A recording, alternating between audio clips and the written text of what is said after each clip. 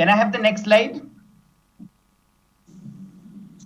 Okay, so in this panel discussion, what we would like to see is what is the breakthrough in last 3 years in sarcomas with respect to chemotherapy and radiotherapy, and also what is not a breakthrough but thought to be a breakthrough. So I think that will be the objective of this panel discussion. Next slide. Next slide. Okay, so we'll start with the case, and this is, please go back. Please go back. Yes. So this is a 40-year-old man who was diagnosed with an 8-centimeter tumor in the thigh. The tumor was very close to the neurovascular bundle. The surgeon felt that it was borderline resectable and felt that amputation may be needed. Biopsy from the tumor revealed an undifferentiated pleomorphic sarcoma. There was no evidence of distant metastasis. Next slide.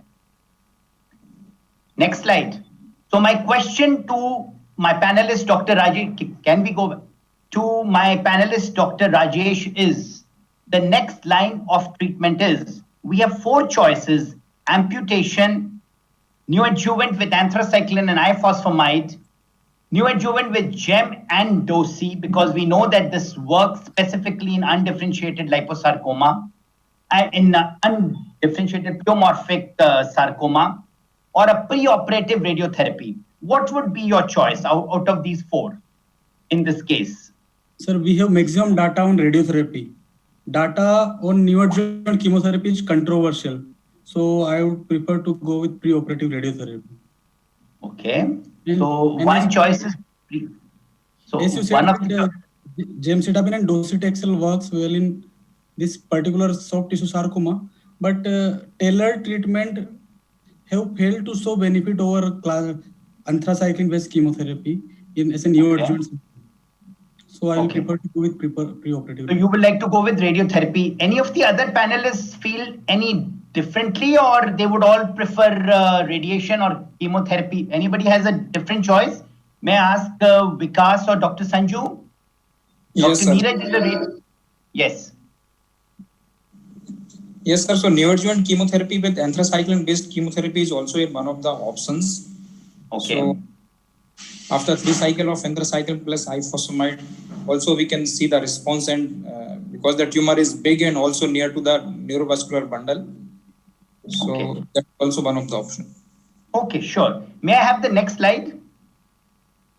So, you know, at most centers, people will probably give neoadjuvant therapy. And I think there's been a lot of controversy on what chemotherapy to use, whether to go with the standard IFOS anthracycline or tailored chemotherapy. And there was clear data that even if you use tailored therapy, the outcome is actually worse than if you use the standard IFOS and doxorubicin. May I have the next slide? So very clearly, the upper graph is the one with ifosfamide and the anthracycline, and the lower curve is the one when we have used a histology-driven therapy in locally advanced sarcomas. Next slide. Next slide. Okay, now my question is to our only radiation oncologist. Is it Dr. Neeraj? Is that right? Is Dr. Neeraj there? Okay, I'm not sure if Dr. Neeraj is there or not, but if not, then I'll ask the other panelists. Yes, sir, I am here. Okay, and Dr. Neeraj, you are a radiation oncologist? Yes, sir. Okay, so may I ask you, if preoperative radiation was used, what were your anticipated problems in surgery and how can these be minimized? And in this, ask you, what is the breakthrough in the recent times, how this effect of radiation, if at all, can be increased? There are no anticipated problems with the dose we give in preoperative radiotherapy settings. The dose is 50 gray, and that is not going to cause any problem during the surgery. So that is the one point. And we have to delay the surgery for 3 to 6 weeks post-radiation therapy. That can be the only problem. And moreover, with the radiation, the seedling during surgery of tumor cells, of cancer cells will be least, and the pseudocapsules will be thickened and the tumor can be excised very easily. So these are the advantages of pre-operative radiotherapy. So far, radiosensitizers are concerned, in the sarcoma, there are no role of radiosensitizers. We are using in other sites like head and neck and cervix, but in sarcoma, radiation sensitizers are not being used now. Okay. So can I have the next slide? So as Dr. Neeraj rightly pointed out that one of the problems with radiation is that sometimes if the surgery is done very early, then wound healing becomes a problem. But if you delay it by 4 to 6 weeks, then wound healing problems go much lower down. And there is some recent data, Dr. Neeraj, and for the others, that there are some radio enhancers like hafnium oxide. I actually don't know how it works, but you have to inject it directly into the tumor, and the CR rates apparently can be doubled with what otherwise you would expect from radiation. Next slide. There is also data that along with chemo and radiotherapy, if you add pazopanib, again the CR rates or the good response rates can be enhanced. So there is some data that has just come. It's a very, very recent paper. So I thought it was These are phase 2 trials, I think. It's a phase 2 data. Bill, absolutely, you are right. Absolutely, you are right.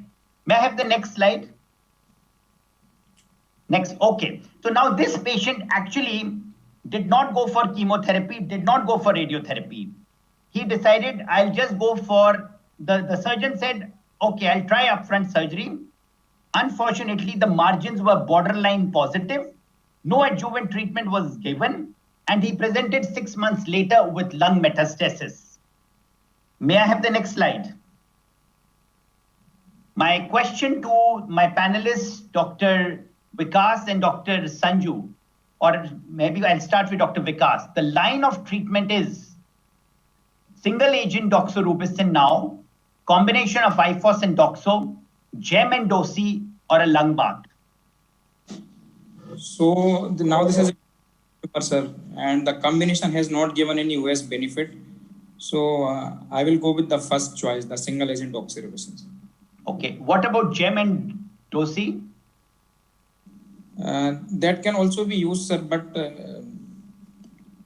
I think I use that in the further lines of therapy if patient remain fit and fine.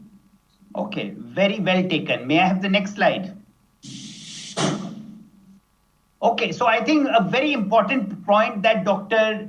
Vikas brought in, that despite a lot of buzz around gem and dosi in United States, doxorubicin continues to be the first line treatment in metastatic setting with much less toxicity than gem and dosi. So if one has to choose, rightfully, Dr. Vikas chose doxorubicin and single agent doxorubicin amongst the choices, and that is the preferred choice. May I have the next slide? While the graphs were equal for both the drugs, the toxicity for gem and dosi was much higher than single agent doxorubicin. May I have the next slide? Next. Okay, so now my question is to Dr. Sanju. Dr. Sanju, would you like to add anything to doxo to improve survival in a metastatic soft tissue sarcoma? The choices are pazopanib, olaratumab, ifosfamide, or none. So basically, none of these drugs have shown any benefit, overall survival benefit by combining both. I mean, so the doxorubicin along with any of these drugs did not show any survival benefit. So I won't add. I will try to give a single agent doxorubicin. Excellent. Very good. What about olaratumab?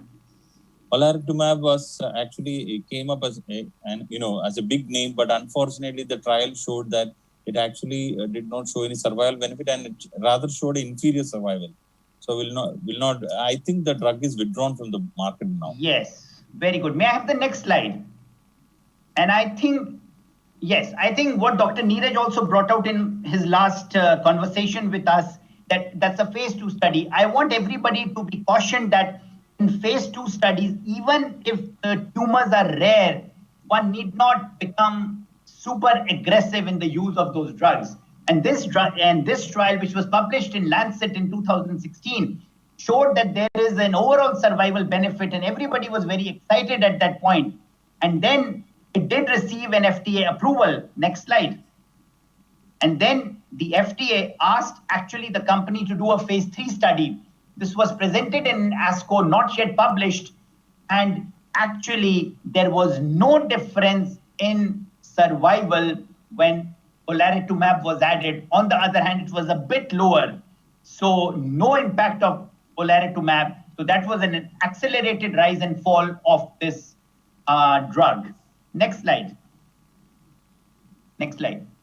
Okay, now so this patient was treated on doxorubicin, but 6 months later, after completing 5 cycles, so after 6 months after completing the 5 cycles, that means almost 9 months after the initial metastasis, the patient again progressed in the lung lesions. Next slide. Next slide. Okay, so now my question is open to Dr. Rajesh. Dr. Rajesh, the options are, I have listed 4 options. Pazopanib, oral metronomic therapy, gemdosi, or you will like to do a molecular testing for driver mutations. Which pathway you would like to choose? So all options can be given to the patient, but in this case if patient is fit, I will go with chemotherapy, gemcitabine and docetaxel. Otherwise, anything can be given, one of these. Okay. May I ask the other panelists if they have any difference of opinion or they all agree? So it also depends on what is the state of the patients. How is the performance status? The performance status is reasonable. Performance status, he is performance status 1. Yes, so actually pazopanib is also a good option apart from the gemcitabine but docetaxel, but definitely while starting on one of the pazopanib or gemdosi, I will also start doing some molecular testing, because if I have actionable mutation, we can start. Okay, point well taken. So I think next slide. Next slide. Okay, so I think the points are very well made. New targets are there, new drugs are there, but data is still limited. Most of them don't have approval. Role of NGS, like in many other tumors, continues to be experimental, but yes, people would like to use it whenever there is a situation when no options are left. In metastatic setting, I would always like to keep metronomic therapy, because one must remember a lot of the new drugs are not yet approved, and many of the approved drugs are still not available to be used freely in India. So other option is metronomic therapy. Next slide. Next slide. And we had shown that metronomic therapy in non-bone sarcomas actually was better off than if we used a placebo in an end-stage disease. This we had published in JAMA Onc 3 years back. Next slide. Next slide. Okay, and this is our in-house data where we have actually compared metronomic with pazopanib, and we find that the progression-free survival, the overall survival and progression-free survival is equivalent. We expect each of these drugs, the progression-free survival to be in the range of 3 to 4 months, and that's what we get with each of these options. Next slide. Next slide. Okay. So now my question, the last part of my question is to Dr. Vikas and Dr. Sanju. So Dr. Vikas, what is unique about undifferentiated pleomorphic sarcoma with respect to PD-L1 expression? Any different from other tumors? So there is higher PD in undifferentiated pleomorphic sarcoma.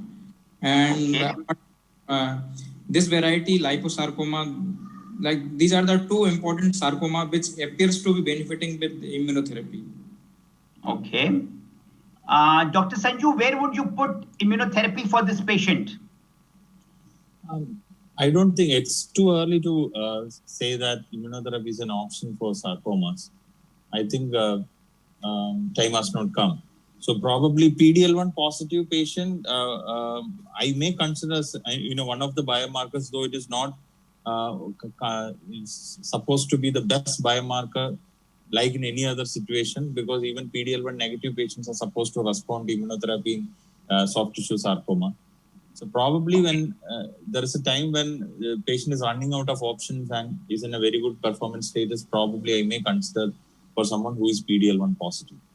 I think Dr. Sanju, I totally agree with you. Next slide. Next slide. Okay, so this is just a pattern of the expression of PD-L1, but it doesn't tell you who all will respond. It just says likely these patients may respond. Next slide. Okay, so again with the trials that were done, published in Lancet Oncology, the progression-free survival with pembrolizumab or a combination of Nivo and Ipi were in the range of 4 months. And with the nivolumab alone, it was barely 1.7 months. Some groups may benefit, but they are not yet clearly defined. And as you rightly said, they are not approved as yet. So the take-homes of this panel discussion is that in a metastatic setting, doxorubicin continues to be first line. The next part is in a locally advanced sarcoma, perhaps IFOS and doxo continues to be number one on your treatment list. Third point that we have learned is that options to improve radiation-induced CRs are emerging. The fourth point is that any drug that you use, pazopanib or gemdosi in a metastatic setting after failure, each of these will give you 3, 4 or 5 months of PFS benefit. No matter which sequence you use, you will achieve the same. Immunotherapy is emerging, but not yet approved. Thank you very much. Next slide. I think that should, next slide. I think that's the last slide. And I'll end with by acknowledging the organizers and the institute where I work, the All India Institute of Medical Sciences. Thank you very much.